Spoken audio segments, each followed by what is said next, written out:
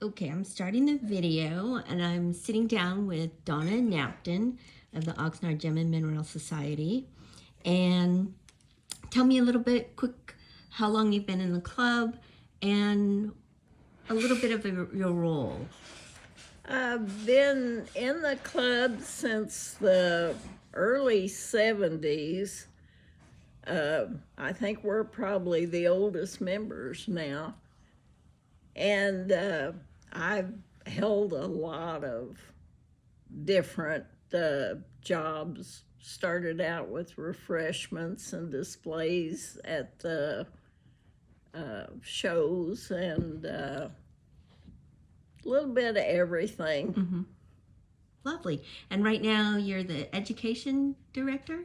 Mm-hmm. I've been in education for quite some time. Mm-hmm. I used to do a lot of school work. I don't do that much anymore. Mm-hmm. Mostly it's the rock boxes and the books for school and the kids. Which is a fantastic sample box of rocks that get to go into the classrooms with all kinds of great information that teachers can use as a study guide and part of their course. And we do our best to go to the schools every year and clean out and update the rock boxes, make sure they've got the right amount of rocks and all the updated information. Different, they give teachers these assignments. You will teach the kids this, but they don't give them any materials to do the teaching. So we try to cover our area and give them all they need to teach geology and rocks and volcanoes and the all difference the in sedimentary and metamorphic, that type thing. Great. How did you first get interested in gem and mineral? Well, I married Larry. Okay. And his family were all into mining, especially in the 50s. They did tungsten mines, and his whole family, his uncles and his grandpa and his stepdad and his mother carried him around in a mining bucket when he was a little baby. I can imagine that. So when we got married, I had my choice. I would either take up bowling or rocks, and I figured at least rocks I would get out of the house. So I took rocks. So what do you love most about it? Larry and I both love geology, and we do a lot of traveling across the country, and we do a lot of geology as we travel and a lot of that kind of thing. How have your skills to approach this hobby changed over time? Well, like I said, we started out in geology, and that kind of led into Larry had done lapidary work when we first got married. One of the first things he gave me was a heart-shaped rock that he had polished. That's lovely. So it just kind of bled into that. We saw that they had gem and mineral clubs when we moved to Ventura in the, the late 60s. They had gem and mineral clubs here, so we started out going to the Ventura Club, and then we went to the Oxnard Club, and they had a really good teacher over at Oxnard College at that time, so we kind of went from there to the classes, did a lot of field trips, did many field trips with the college. Were there challenges to pursuing this? Yes, it was a hobby that was a lot more accessible when we started, because you could go on field trips and collect all kinds of rocks and things like that.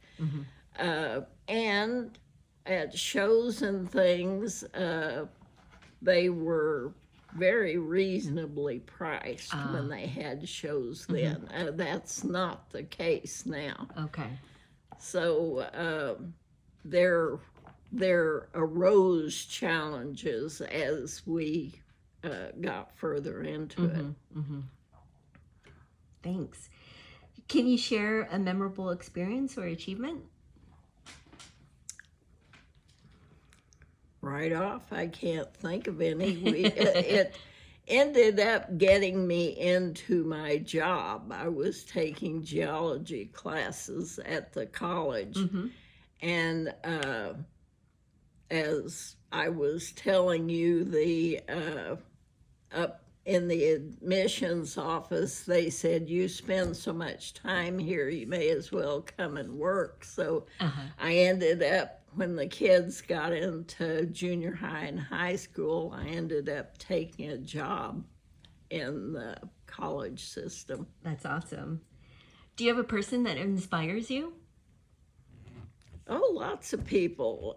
Tom O'Neill, the professor at Oxnard College, was the main one, and well, Larry would be the main one, but Tom O'Neill, and got to know a lot of people who took those classes, so ended up with a lot of knowledgeable people in my circle. And this kind of bleeds into this question of how has this passion shaped other areas of your life? Well, we spend a lot of time volunteering. You start out taking a little job with the club, and the first thing you know, you're doing another job that's bigger.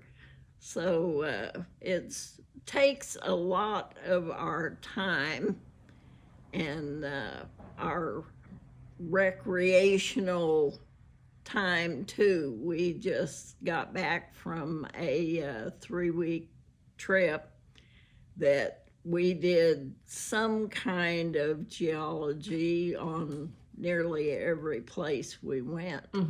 Because it's everywhere too, right? Yes, it is. Which is there's the beauty of it. There's a lot around you. No matter where you are, there's some geology pretty close to you.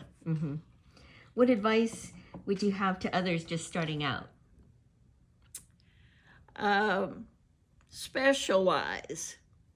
Spend some time on it at first, doing everything. Do a little lapidary, do a little mineral collecting, do a little of all of it. And then sooner or later decide which field that you like and go into one area. It's really hard to collect everything and to be knowledgeable about everything. So it's a lot easier to say, oh, I really like this area, and go into one. Okay. Neat. And looking back, what has this passion taught you about yourself or life in general? Well, it pays to have friends. One friend you have may really be into geology, and they'll let you know about places to go where you find unusual things, and the same with your other friends. They all have their own separate knowledge base, and it doesn't hurt to have a lot of people who know a lot of stuff. Awesome. Thank you so much, Donna. Okay.